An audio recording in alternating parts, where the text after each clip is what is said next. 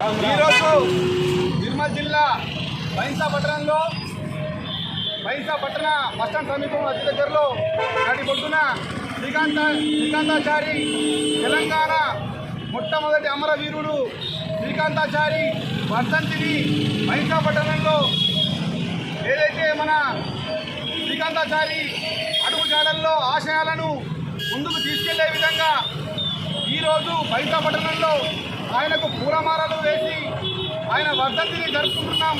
కానీ తెలంగాణ రాష్ట్రం అనేటువంటి పేరును పలకడానికి ఒక మొట్టమొదటిసారిగా అమరుడైనటువంటి శ్రీకాంతాచారిని ఈరోజు ఈ రాష్ట్ర ప్రభుత్వం గుర్తు చేసుకోకపోవడం అనేటువంటిది చాలా దుర్మార్గమైన విషయం.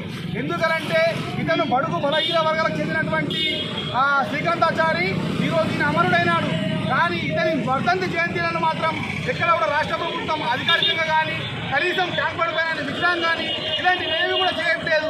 మరి అదేవిధంగా శ్రీకాంతాచారి కుటుంబానికి ఇప్పటి వరకు అనేక రూపాలుగా వాళ్ళకి హామీలు ఇచ్చారు, ఏదో చేస్తామని చెప్పారు. కానీ వాళ్ళ కుటుంబానికి ఇప్పటి వరకు ఎలాంటి కూడా సంక్షేమ పథకాలు కానీ కనీసం డబుల్ బెడ్రూమ్ కానీ మిగతా సంబంధించినటువంటి ఆర్థిక పరిస్థితులు కానీ ఏవి కూడా వాళ్ళకి ఏవి కూడా రాజకీయ సంబంధించినటువంటి కానీ ఏవి కూడా ఫలాలు వాళ్ళకి ఇప్పటివరకు అందలేని పరిస్థితి మనకు కనబడుతూ ఉంది.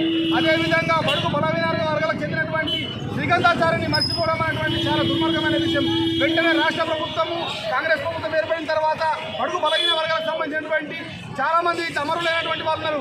తెలంగాణలో చాలామంది అమరులైనటువంటి వారందరినీ ఈరోజు గుర్తించి వాళ్ళ సంక్షేమానికి పాటుపడిన వాళ్ళందరికీ కూడా సంక్షేమ పథకాలు అందించే విధంగా చేయాలి.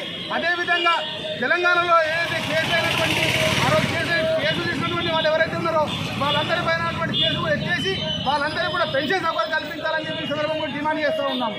జై శ్రీకాంతాచారి, జై శ్రీకాంతాచారి, జై శ్రీకాంతాచారి, జై శ్రీకాంతాచారి, జోహార్ శ్రీకాంతాచారి, జోహార్ జోహార్ శ్రీకాంతాచారి, తెలంగాణ మొట్టమొదటి అమరుడైన శ్రీకాంతాచారి, జోహార్ జోహార్, తెలంగాణ మొట్టమొదటి అమరుడైన శ్రీకాంతాచారి, జోహార్ జోహార్.